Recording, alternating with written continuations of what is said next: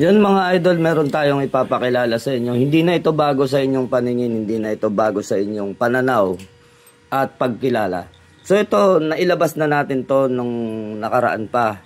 'Di ba? Ito yung Santo Niño na nakatungtong sa bungo. Malaki yung bungo niya. So ang ibig sabihin ng bungo ay si Ninunong Adan. So may nagsasabi na ito daw ay sa Antikristo. Kasi nga ito daw ay may bungo. Paano naging Antikristo yan? Samantalang ang maliit na Santo Niño, ayun din ay ang ating Panginoong Jesucristo.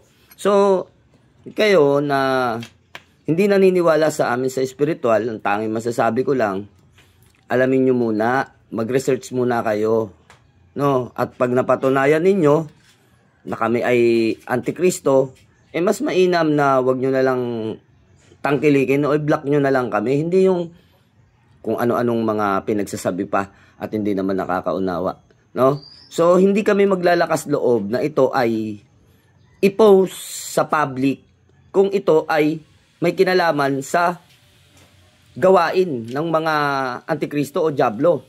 No? Tatandaan natin, ang bungo ay sumisimbolo sa tao o si Ninunong Adan, na ang ibig sabihin, nasa ilalim siya ng kapangyarihan ng Santo Niño. So, yan, naintindihan mo na. No, nabigyan kita ng kaalaman. Baka pwedeng magpasalamat ka man lang, kahit konti man lang. Hindi yung kung ano-ano pinagsasabi, no? So, ito naman, ito ay ganun pa rin. Santo Niño pa rin na hubad dyan, na para sa negosyo at para sa ating mga, sa pampaswerte, sa pera, sa anuman. So, ito ay mas maliit yung kanyang bungo na nandun sa ilalim. So, hindi ibig sabihin, yung mga medalyon na yan, ay kailangan nating sambahin at ituturing natin na Diyos. No? Ito, mga to, ito ay maaalagaan ninyo. Kayo ang mag-aalaga. So, ibig sabihin, hindi sila Diyos dahil ang Diyos ang nag-aalaga. Hindi yung ikaw ang mag-aalaga. Sino ba naman nagsabing Diyos namin ang mga medalyon, ang aming mga gamit? Mali lang talaga ang inyong pangunawa, kaya mali ang tingin ninyo sa mga medalyon. Ngayon, kung aaralin ninyo, bukas naman ang larangan ng espiritual para aralin ninyo kung ano itong mga pinaggagawa namin. Kung ito ay para sa Diyos pa ba o para sa kasamaan. Ano? Para naiintindihan ninyo. Yun lang. Buksan lang natin yung ating isipan.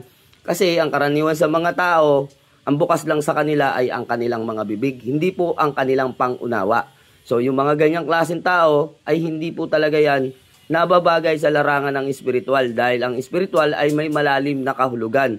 No, yung mga mababaw na pag-iisip at madaling manghusga, tama, ganyan na lang kayo. Diyan na lang kayo, standby na lang kayo dyan sa buhay ninyo at hindi naman kayo pinipilit na maniwala sa espiritual. No? So, eto naman, Santo Niñong Balasik, Santo Niñong hubad na balasik. Nakita po ba natin yung kaibahan niya dun sa disenyo dito sa kabila? So, nakabuklat yung kamay at ito naman ay nakatiklop ang kamay. So, mas maliit yung kanyang bungo. So, wala naman silang pinagkaiba sa klase. Pareho silang Santo Niño. Pero sa bisa, mas mabalasik itong Santo Niñong Balasik. Kaya nga po siya tinawag na Santo Niñong Balasik, mga idol. No? So, yun ang pagkaibahan niya. At doon naman sa mga nagbebenta po ng mga medalyon na gawa sa tanso, na walang sangkap na kalis at kampana, pasintabi po sa inyo. Ano, kung meron man akong binanatan kanina na tungkol doon sa tanso na gawa sa gripo, ay hindi po kayo yon. Ano, malaya kayong gawin ang inyong ginagawa kung kayo ay nagpo-post ng inyong mga limusan na pangdepensa o pangproteksyon sa espiritual, ay wala po sa inyong magbabawal at hindi po kayo ang pinatatamaan ko doon. Ano, huwag kayong mapipikon sa akin sinabi, alam nyo naman ako ay real talk lang. No, sinasabi lang natin yung totoo para mamulat ang tao sa kanyang sinasabi. So, nasa tao naman yan kung gusto nilang bumili ng medalyon na gawa lang sa tanso at walang sangkap na kampana. Iyon nga ay mas mura nga lang talaga nilang mabibili dahil hindi gaanong magastos sa sangkap na ginagamit. Kaya, pasintabi sa inyo, sa mga kapatid ko sa espiritual, ay hindi po kayo ang binabanatan ko kanina sa video. Ang binabanatan natin yung balahurang bunganga. Ano? Yun lang ang aking masasabi. Mapagpalang umaga sa inyong lahat, mga kapatid natin sa espiritual.